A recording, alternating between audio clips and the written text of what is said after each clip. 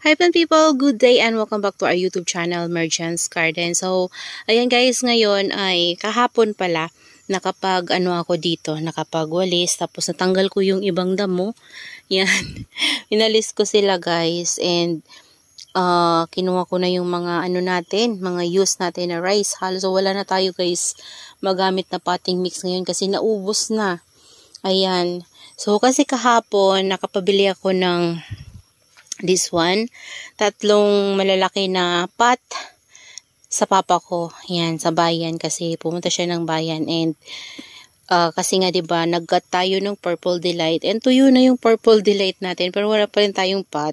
So, naisip ko na magpabili. So, yun, buti na lang guys meron. So, tatlo lang to, tag 96 nga yung isa nito guys. So, yan, tatlo lang yung napabili ko. Tapos, niripat ko kahapon yung ating, this one. Niripat ko kahapon yung ating Missing You. Yan, yung Missing You, La Bamba, and then si Bianca. Ayan, halo-halo na sila dyan guys. So, naisip ko silang iripat kasi diba nandito sila. Ayan. Nandyan sila sa pot na yan. Diba, nilipat ko sila dyan. And kahapon naisip ko na pag-isahin na lang sila guys ng pot para ito, matamnan ko ng ibang succulents. Ayan. So, naisip ko kasi ito guys na ilagay dito kasi ang ganda nito. And meron ako nabili, paparating natin na succulents. Ganito. Ayan. Nakabili pa ako nito ng isa kasi nagustuhan ko siya guys. Ang ganda niya. And buhay na buhay talaga siya. And tinabi ko lang sa kanya guys yung natin, Indonesian Tito Buns na variegated. Ayan, may variegation siya. So, medyo maselan to guys. So, tinabi ko na lang dito. Kasi parang natutuyo yung niya guys, yung stem niya. So, tinabi ko na lang siya dito sa gilid. So, yung darating natin na ganito, yung Monstrous Harry Watson or Apaluta Vampire. So, dito ko na lang ilalagay sa gilid na to. And then, meron din akong paparating na Tinkerbell. Yan, Tinkerbell na non-variegated guys. Dito ko na lang din siya ilalagay sa side na to. So, yung variegated pala natin na Tinkerbell guys, baka hanapin nyo. Nung niripat ko kasi siya guys sa ganun na pot na malaki, namatay siya. Ayan, so buti na lang hindi ko na lang sana guys niripat. Kaso lang, ewan ko, di ko alam nung nilipat ko siya ng nilipat ko siya ng pot na white na gano'n, nag-inarty siya guys. So, ayun, nawala na siya. Pero okay lang yan guys. Soon kapag nakaluwag-luwag tayo at meron tayong budget, so pwede tayong makabili ng variegated na Tinkerbell. So ngayon, ito lang, dito na side, gusto ko lagyan pa ng isang ganito. Mura lang naman bili ko nun kay 60 pesos ata yun. Ayan. So, yung isa natin na pot dito, ito na yung mga kinuha natin na cutting sa ating mga Purple Delight dito. So, ayan, hindi kagandahan na yung Purple Delight na tinanggalan natin ng leaves na karaan kasi nga pinagkatan na natin and ito na siya. So, yung iba guys na cuttings nito ay galing dito sa isa. So, yung mga kinat ko dito guys, nilagay ko na doon. Ayan, yung kinat ko dito. Meron pa naman natira. Naisip ko kasi na ilagay ko na lang doon kasi 'di ba nagkakaroon na ng mga babies yung ating mga Purple Delight dyan. So kapag lumaki yan, pupuno na naman ulit yung pot niya. So kailangan ito ng dilig kasi tuyo na siya guys. Tapos yung variegated natin dito, kinuha ko, nilagay ko siya sa isang malaki din na pot. Yan, kasi alam ko ito guys, ito naalala ko na, ito yung top cut ng variegated na Purple Delight, yung pinakauna ko na variegated Purple Delight. Kaso nga, di ba, nawala yung variegation niya. So, ito pala yun siya. Naalala ko na. Tinapkat ko din. Kasi yung kinat ko sa kanya, guys, hindi ko na naman alam kung saan dito banda. Ayan o, dito. Hindi ko na maalala kung alin na naman yun. Siguro ito yun. Ayan, hayaan na lang natin guys. Baka mag-variegate siya. So, makikita din natin yan kung mag-variegated siya. Tapos, ito na yung isa guys. Ayan, ito mga babies to ng yung maliliit na yan ng, natin, Bianca and Missing You. So, nilagay ko na lang siya dito sa side na to. Kasi wala na dun mapaglagyan, no? Tingnan nyo, siksikan na. So, hindi ko na nilagay dyan. So, dito na lang sa gilid para madidiligan ko siya. So, naisip ko kasi na dito ko na lang ilagay yung mga variegated natin na Purple Delight. So, ito yung nakatanim sa black pot na Purple Delight na variegated natin. Yung pinakauna natin na variegated Purple Delight. Ito yung sinasabi ko sa inyong kinat ko. So, ngayon, di ba, nagkaroon na siya ng mga babies. Ayan. So, variegated na yung lumalabas sa kanya, guys. Ayan. Tapos, itong isa, ganun din. Variegated na yung lumabas. Ayan. So, yan sila. Dalawa. Yan, variegated na siya. So, naisip ko na lang na ilagay sila dito. And then, itong ating isang variegated na Purple Delight. So, dito na side, may nabili ako na isang, parang cluster siya na variegated na Purple Delight. Kaso lang, ano yun hindi siya halos lahat variegated. So, may variegated, may full bar, may hindi. So, yun.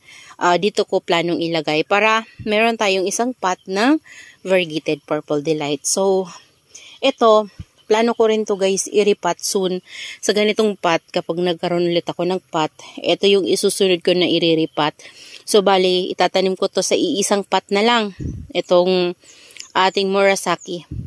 Ayan, kasi ito, pwede pa natin ito magamit sa iba natin na succulents na kailangan nating i-repot, yung mga malalaki na natin na mga succulents. So, marami ako guys, kailangan i-repot na mga succulents, yung mga ganyan, yung ating mga matatagal na mga madiba. And then, ito din, gusto kong i-repot yan sa mga white pot, kaso lang, nahihirapan tayong makahanap ng ganito na white pot dito sa atin guys sa Bicol. Ayan, kasi wala akong mahanap niyan dito sa bayan. So, sabi ko sa papa ko, baka mayroon siyang nakita doon na ganito kaliliit. Wala daw, ganito lang daw yung nandoon. And kunti na lang daw yung nandun. So, ayan, baka next day, ubos na naman yun. Ayan, 96 din kasi guys yung isa niya, kaya medyo pricey din talaga. Ayan o, makikita nyo, ayan o, 96. Ayan, doon ko din to nabili dati. Yan, same sila dito, 96 siya. Ayan, so, gusto ko sana lahat, simula dito, papunta doon, ganyan na ng para uniform tingnan yung ating mga, dyan, nakalagay. So, kapag ganyan kalalaki kasi guys yung pot, diba, mas magandang tingnan. Ayan, so, dito banda, gusto kong tanggalin yung net kasi nahihirapan ako kasi tinahiyan guys ng papa ko sa pagitan. Yung net natin na dito, yung manipis lang, tapos ito kasi 70% shade net. Kasi ito matagal na talaga tong net na to sa akin, sa orchids ko pa to. So, kaya may mga butas-butas na siya. Pero tinahi na nga lang yan ng papa ko. Kasi nga dito, nung nilagay namin siya, sobrang init talaga guys kapag walang ganyan. Ngayon naman, nung nilagyan ng ganyan, parang naano na yung init. Lalo na ngayon na hindi masyadong umiinit kasi nga palaging makulimlim. Ayan, kung titingnan nyo guys, yung panahon dito. Palaging ganyan guys. Lumalabas naman yung araw, pero kunti lang naman. Kunti lang, tapos ulit, kukulimlim, tapos iinit konti. So, dahil ganyan yung panahon natin, yung ating mga succulents dito ay medyo nagiging etiolated yung iba guys. And yung mga carankled succulents natin, hindi kagandahan yung mga kulubot nila sa leaves kasi nga hindi sila mainitan ng intense. So, dito pala guys, nakalimutan kong ipakita sa inyo. Ito, pinutol ko. Hindi ko alam kung napakita ko to sa inyo guys last day. Ayan, kasabay kong pinutol yan nitong ating mga Purple Delight. So, pinutol ko siya kasi gusto ko siyang magka-baby. Nag-experiment lang ako guys. So, ayan, ini-air dry ko pa siya. Ayan siya. Namulaklak na to sa akin tong dalawang to. Ang ganda ng flower niya. So, gusto ko kasi siyang magkaroon ng baby kasi nakita ko to kay Ma'am Jen. Actually, binili ko to kay Ma'am Jen. And then, may nakita kasi ako sa kanya guys. Binibenta niya. 50 pesos lang naman yun. Dito banda, parang sa isang ganto nung pinutol niya, nagkaroon siya ng mga 5 baby. So, gusto ko rin magkaroon ng ganon. Ayan, gusto ko maparami itong ating na to. So, in-air-dry ko siya. So, tuyo na siya guys. And, siguro itatanim ko na rin to. Ayan kasi tuyo na siya. So, pinatong ko lang dito. Yan, itatanim ko na rin yan guys siguro. Maghahanap lang ako ng dry na soil mix para pagtaniman ko sa kanila. Kasi baka mamaya ilagay ko medyo baka ano siya guys, bulok. So, sayang naman, diba? So, ayan. Ayan, naitanim na natin yung nakuha natin ng cuttings ng ating Purple Delight. So, mapaparami na naman natin siya, guys. Sa mga viewers natin na gustong-gusto din yung mga Purple Delight. Yan, ang ganda-ganda kasi, guys, ng Purple Delight. O, tingnan nyo, ang ganda ng color nito, o. Madungis yan, guys, kasi nilagyan ko sila ng DE powder na karaan. Tapos, nag-spray din ako sa kanila ng, fungicide. And then, nag-spray ako dito, guys, ng insecticide. Ano ba pangalan nung insecticide na yun? Chicks ata yun. Yan, Chicks pangalan. Inisprayhan ko kasi meron ditong mga uod. Ayan. So, yan guys. Maganda silang itanim sa malalaking pot pala yung ating mga succulents kasi lalo silang lumalaki. Ito yung ating guys, so, niripat. Before pa to, before tayo gumawa ng greenhouse, yun yung pagripat ko nitong ating red ibis na to guys. Yan o, diba? Ang laki niya. And matagal na yan malaki. And kinakatan ko na yung iba nga na na tawag doon, na rat nung kinatan natin. Pero okay pa rin guys. So dati kasi yung dito na side, crested. Tapos yung dito na side, mga straight form niya. And one root lang sila guys. Kaso lang, nung tumagal kasi guys, yun, meron nararat. Tapos, habang tumatagal din kasi, yung mga crested form ng ating, red ibis, pumapangit na guys. Kasi, nagiging ganito na diba? Galing sa crested, ayan. Yung katawan niya crested, tapos naging ganito na. So, habang tumatanda sila, hindi nagiging crested na habang buhay yung ganun guys. So, bumabalik pa rin siya sa dati niyang form na nagiging single stem. Ayan. So, yung dito natin, ayan, ito yung niripat ko before na, guys, yung ating Beltana. So, naisipan ko siyang ikat. Ayan.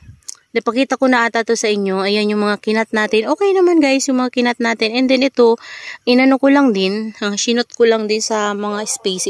So, ayan na siya. And yung dati natin na, Beltana, nandito. Ayan yung ating Beltana dito. Ayan. So, pinaulanan ko na. Naka-ROS na to guys. Grabe, laki niya. Kaso, ewan ko bakit nagkakaganto yung mga tips niya guys. Ayan, yung tips ng kanyang leaves. Nagkakaroon ng ganyan. So, ayan siya. Tapos ito, nilabas ko rin to. Laki na nung ko dito. Cleopatra. So, dating 1 stem. Ngayon, naging 2 stem na to guys. 2 heads pala.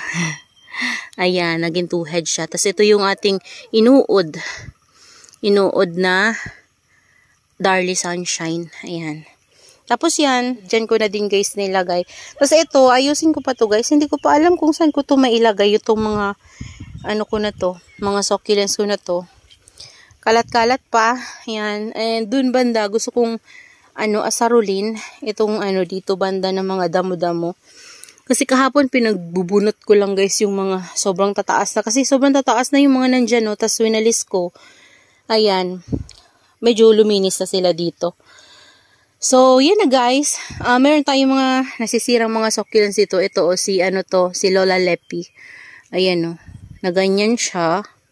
Na fungus. So, patay na yung pinakapuno niya. So, may mabaho dito guys. Nahanap ko na kung nasaan siya. Dito siya tumubo. Mushroom. Ang baho niya.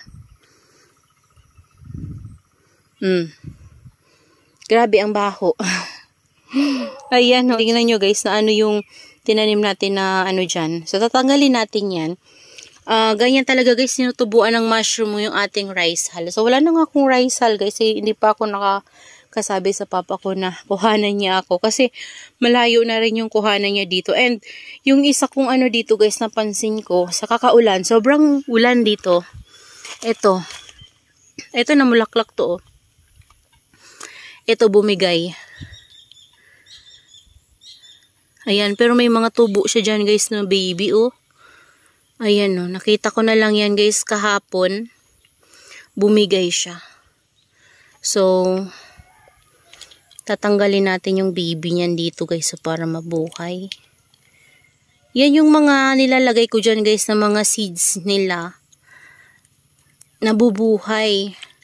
Lagi silang nababasa, nabubuhay. Ayan o, ang dami o. So, hayaan ko muna guys. Hayaan ko. Mamaya tatanggalin ko yan. Tapos dito merong na maalam. Yung ginraft natin. Dalawa siya o. Yun yung isa. Tapos ito yung isa. Tapos yung isa dyan, kinuha ko. Inano ko. Nilagay ko dun sa isa kong arrangement. Ayan o, dinadamo na o. Ayan yung mga ano natin dito. Okay na okay naman sila guys. Ayan, okay na okay naman yung ating mga gymno, yung ating astrophytum, yan, okay naman sila. Nagugustuhan naman nila dito. Ito lang bumigay. Sana yung dalawa hindi bumigay, no? Ayan. Kawawa naman kapag bumigay, guys. Parang may tumubo na baby dito sa top. Ayan, no? Lagay natin dyan. Ayan, so ito, bumigay siya. Yan, marami naman ako niyan guys na buhay. Kaso lang, syempre matagal mag-antay na magkaroon sila ng cup. So, ang dami kong nabuhay niya na babies dito oh. Meron na ngang malaki guys eh. Ala oh. Ayan, ito malaki na oh. Yan. Tapos, ayan, ito may malaki na rin. Tapos ito, yan, galing yan sa kanila. Dito ko to nilagay kasi nakaraan, sobrang tuyo na to. So, nung nilagay ko dito, ayan, basa na sila guys. Kasi ulan ng ulan. So, ito, kailangan kong tanggalin para ma-drain. And then, baka mamaya malusaw guys. Ano ata to eh? Purple Delight. Malusaw. Ito, si ano to eh? Si Missing yung ata ito. Ayan oh. Sobrang basa sila guys. As in. Ito, lagay natin dito para makainom siya. Ayan. So, yung mga nandito, ganun din. Okay naman sila. Wala namang problema sa kanila, guys. Yun dun lang, nagkaroon tayo ng problema. Yung isa natin na melo, bumigay. Ayan. So, ayan, guys. Nagpausok kami dito kanina. Dun sa banda sa labas, oh.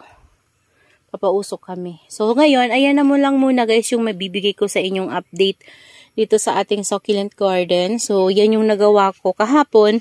Hindi ko na guys na ipapakita sa inyo. Kasi alam nyo, kahapon kahit nagumagawa ko nito guys, masama yung pakiramdam ko. Nagpapapawis lang talaga ako nung ginawa ko to. Kasi masama talaga yung pakiramdam ko. Pero ngayon, medyo okay-okay na. Nakainom ako ng gamot. Kasi sumasakit yung ulo ko. Tapos parang nahihilo ako. So, para maano ako guys, pagpawisan ako, yun, ginawa ko to. So, yun nga, pinagpawisan ako. So, ayan, okay-okay naman tayo ngayon. And ngayon, medyo lumalabas-labas yung araw, ayan o. Pero, maalinsangan lang guys. Tama lang. Yan, para magkaroon sila ng sunlight dito. Pero, at least, diba, mayroong araw silang marireceive. So, marami pa rin akong ayusin. So, ito, kailangan ko tong pantayin. Yan, kapag kaya na ng katawan natin guys, magpantay-pantay dyan. So, gagawin ko yan. Gagawin ko muna ngayon, magre-rearrange ako ng dapat ayusin dito. Ayan. And then, magre-ready din ako ng pot na pagtataniman ng succulents na paparating. Ayan, kasi marami akong, meron akong paparating na succulents, pero wala pa akong pot na gagamitin. And then, yung potting mix na rin, guys. Ito yung mga kinuhanan ko ng, guys, succulents na niripat natin doon. Ayan, so, yan na lang muna sa ngayon, guys. Yan, sana ay nag-enjoy kayo sa inyong panonood. And, that's all for today. See you on my next vlog. Happy gardening, everyone. Bye-bye!